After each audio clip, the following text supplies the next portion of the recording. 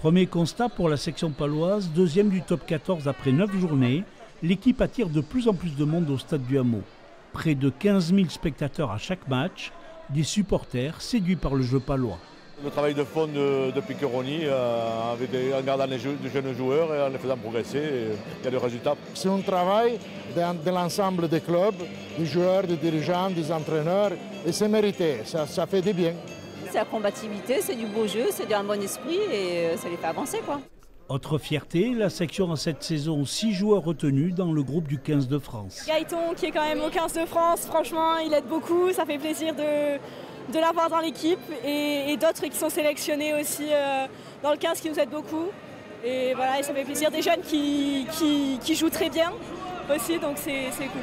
La ligne de 3 quarts paloise brille par ses ailiers, ici Aaron Grandidier pour Grégoire Arfeuil. La section a marqué 29 essais cette année, après 9 journées, récoltant 3 bonus offensifs à domicile. Les avants ont également contribué à cette réussite, un groupe de 45 joueurs qui s'était donné des ambitions chiffrées pour ce premier bloc de 9 matchs. On s'était donné un objectif de 27 points, on en a 28, donc c'est objectif réalisé, même un peu plus. Donc c'est très bien. Un tiers du championnat être dans le top 3, c'est très bien. Par contre, il faut que ça dure. On fait que de le dire depuis la saison, mais il faut vraiment le faire. Et on peut compter sur tout l'effectif, et ça c'est super important, surtout pour la confiance et surtout pour l'enchaînement des matchs. Et sur ce top 14 qui est super long.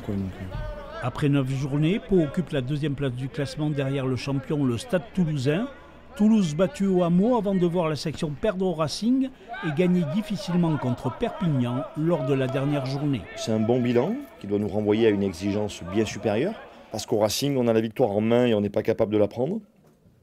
Et je sais pertinemment que pour réussir nos ambitions, il faudra à la fois croire tellement en nous qu'il faudra nous sentir très forts, comme le soir de Toulouse. Mais c'est aussi que les prochaines opportunités qu'on aura, il ne faudra pas qu'on les laisse passer. La section paloise est dans son objectif, terminée dans les 6 premiers qualifiés du top 14. 11 matchs sont prévus dans le prochain bloc, reprise le 21 novembre à Bordeaux-Bègles.